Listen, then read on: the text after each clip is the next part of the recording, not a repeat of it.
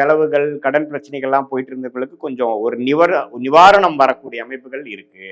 So குரு அந்த சனியோட உக்கிரம் வந்து குறையும், கொஞ்சம் வேலை பளு குறையும், கொஞ்சம் மைண்டு செட்டில் ஆகும், கொஞ்சம் டிராவலிங் அது மாதிரி விஷயத்துல கொஞ்சம் சௌரிய குறைவுகள் இருக்கலாம். கொஞ்சம் கேர்ஃபுல்லாக ஒரு ரெகக்னிஷன், ஒரு வாய்ப்புகள் கிடைக்கக்கூடிய அமைப்புகள் கண்டிப்பாக தனுசு ராசிக்காரர்களுக்கு நல்ல அமைப்பு இருக்குங்க. இதுவரை கிடைக்காத வாய்ப்புகள் கிடைக்கக்கூடிய அமைப்புகள் எல்லாமே இருக்கு. ஏன்னா உச்சகுருவின் பார்வையில நம்ம வர்றது வந்து அருமையான விஷயம்.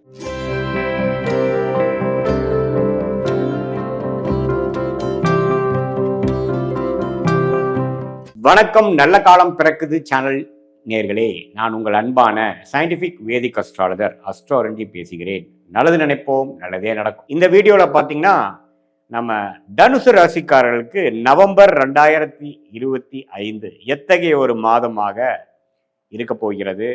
சயின்டிபிக் வேதிக் அஸ்ட்ராலஜி முறையில் எதையும் மிகைப்படுத்தாமல், மூட நம்பிக்கையில் போகாமல், பரிகாரங்கள் அது மாதிரி விஷயத்துக்குள்ள போகாமல், ஒரு கிரகத்தின் சஞ்சாரை பொறுத்து, அதாவது ஆண்டு கிரகம் ஆகிய குரு, சனி, ராகு எதுவாக இருந்தாலும் சரி, மாதம் ஒரு ராசி விட்டு ஒரு ராசி மாறக்கூடிய மாத கிரகம் என்று சொல்லப்படுகிற புதன், செவ்வாய், சுக்கிரன், சூரியன் போன்ற கிரகங்கள் பெயர்ச்சியானாலும் சரி, தனுசு ராசிக்காரர்களுக்கு எத்தகைய ஒரு தாக்கத்தை வருகிற நவம்பர் 2025 ஆண்டுல இருக்கக்கூடிய நவம்பர் மாதம் எத்தகைய ஒரு தாக்கத்தை கொடுக்க போகிறதுங்கிறது நம்ம துல்லியமான அறிவியல் சார்ந்த ஜோதிட கருத்தை மூலமாக நம்ம பார்க்க போறோம். இந்திய வேத ஜோதிடம் மூலமாக பார்க்க போகிறோம்.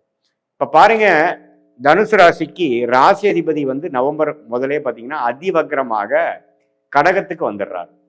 அதாவது 7ஆம் இடத்துல மிதுனத்தில் இருக்கக்கூடிய குரு, ராசியை பார்த்துட்டு இருந்த குரு 8ஆம் இடத்துக்கு உச்சம் பெறுகிறார். இது எது மாதிரி அமைப்பை கொடுக்கும்னு பார்த்தீங்கன்னா, கொஞ்சம் டிராவலிங், கொஞ்சம் பண விஷயத்துல கொஞ்சம் இன்வெஸ்ட்மெண்ட் மூலமா வரக்கூடிய செகண்டரி இன்கம், போட்ட இன்வெஸ்ட்மெண்ட்டுக்கு கொஞ்சம் ரிட்டர்ன்ஸ் வருது, குடுக்கல் வாங்கல்ல கொஞ்சம் ஒரு அமௌண்ட் அடுத்தவங்களோட மணி நமக்கு வருது, ஒரு சுப விரயம் செய்து நமக்கு பணம் வருதுங்கிற மாதிரி நல்ல கேஷ் ஃப்ளோவை கொடுக்கக்கூடிய, இதுவரை தனுசு ராசிக்காரங்களுக்கு வந்து கொஞ்சம் செலவுகள், கடன் பிரச்சனைகள்லாம் போயிட்டு இருந்தவங்களுக்கு கொஞ்சம் ஒரு நிவாரணம் வரக்கூடிய அமைப்புகள் இருக்கு. இது எப்படின்னா நவம்பர் முழுக்கவே பார்த்தீங்கன்னா குரு அதிவக்ரமாக கடகத்தில் உச்சம் பெறுகிறார்.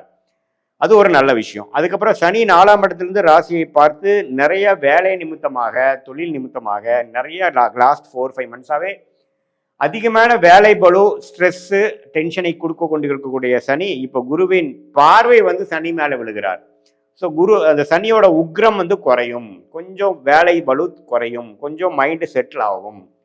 முதல்ல இருந்த மாதிரி நமக்கு ஸ்ட்ரெஸ்ஸும் ஒரு அன்கம்ஃபர்டபுளான ஒரு ஃபீலிங் கொடுக்காது. அது ஒரு நல்ல அமைப்பாக தனுசு ராசிக்காரர்களுக்கு பார்க்கலாம்.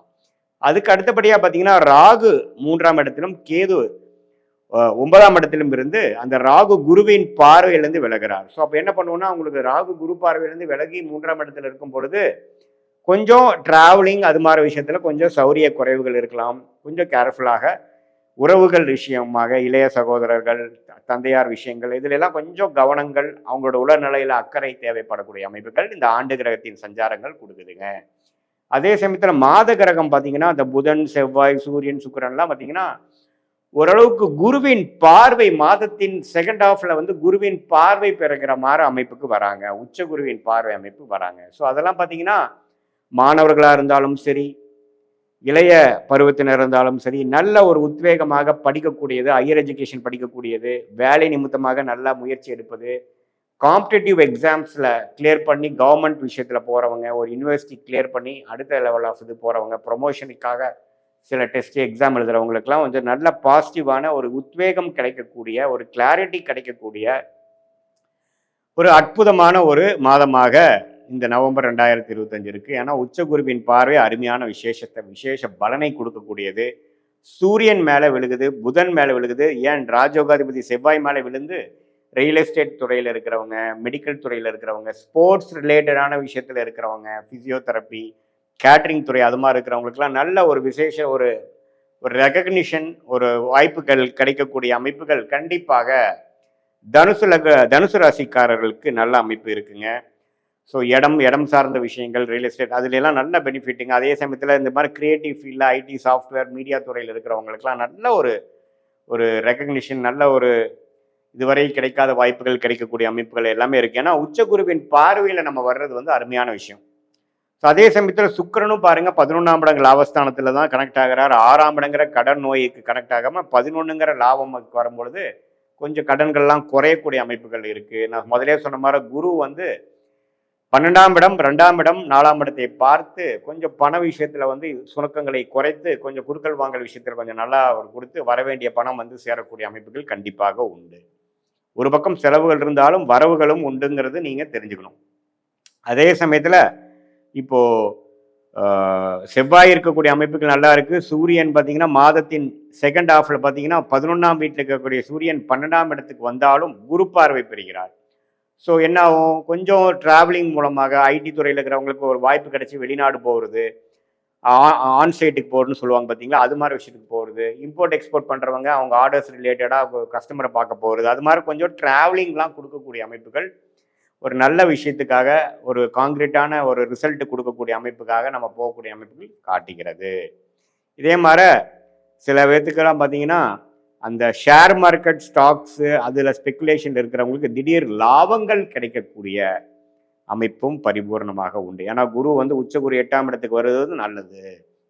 இதுவரை சனி வந்து நம்மளை 10ஆம் பார்வையாக பார்த்து மன வருத்தத்தையும் மன சங்கடத்தையும் கொடுத்துட்டு இருந்ததெல்லாம் இப்போ வந்து கொஞ்சம் படிப்படியாக நீங்கக்கூடிய அமைப்புகள் கண்டிப்பாக இருக்கு. ஸோ தனுசு ராசிக்காரர்களுக்கு பார்த்தீங்கன்னா கடந்த ஒரு 3-4 மாதமாக அதிகமான வேலை பளு, அலைச்சல், ஸ்ட்ரெஸ் எல்லாம் பாதிக்கப்பட்டுட்டு இருந்தவங்களுக்கு ஒரு சற்று நல்ல ஒரு ரிசல்ட், இவ்வளோ தூரம் ஒர்க் பண்ணதுக்கு ஒரு ரிசல்ட் கிடைக்கிற மாதிரி சில கேஷ் ஃப்ளோ, பணம் வர, எதிர்பார்க்காத இடத்துல இருந்து பணம் வருதல், அது மாதிரி சில விஷயங்கள்லாம் வந்து மனசை சந்தோஷப்படுத்தக்கூடிய அமைப்புகள் இருக்கு. தாயாரின் உடல்நிலையெல்லாம் பிரச்சனை ஆனவங்களுக்கு கொஞ்சம் தாயாரின் உடல்நிலை கொஞ்சம் சரியாக போகிறது.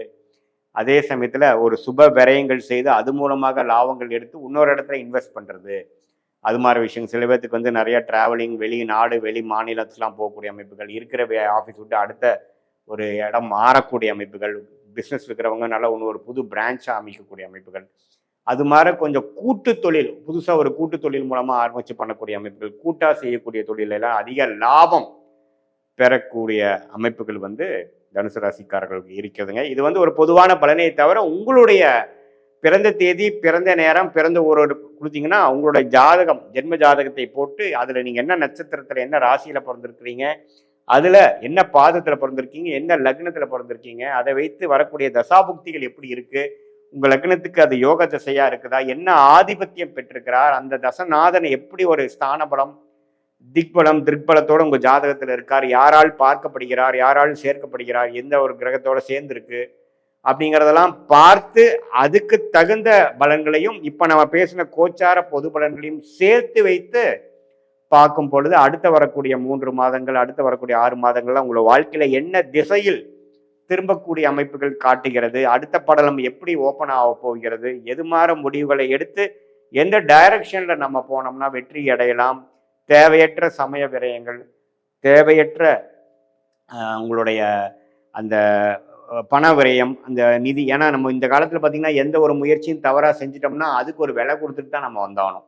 ஏன்னா எல்லாத்துலேயுமே காசு இல்லைங்களா, ஒரு ஆஃபீஸ் எடுக்கணும்னா அட்வான்ஸ் பே பண்ணணும், ரெண்ட் பே பண்ணணும், இன்ஃப்ராஸ்ட்ரக்சர் பண்ணணும், கடைசியாக அது வந்து நமக்கு சரியாக வரலைன்னா நம்ம ரைட் ஆஃப் தான் பண்ணணும். அதாவது தேவையற்ற ஒரு செலவாக நம்ம எழுதி தான் அதை ஒரு முடிக்க வேண்டிய அமைப்புகள் இருக்குது. அதனால் ஒரு முடிவும் துல்லியமாக எடுத்து கரெக்டான டைமில் பண்ணுறோமா, நமக்கு பிராப்தமான விஷயம்தான் பண்ணுறோமாங்கிறது தெரிந்து கொண்டு பண்ணும்பொழுது வாழ்க்கையில் எளிதில் வெற்றி பெற முடியும் என்று நான் சொல்ல விரும்புகிறேன். இது பொதுவான பலன்களே. மீண்டும் மற்றொரு காணொலியில் சந்திப்போம். நன்றி, வணக்கம்.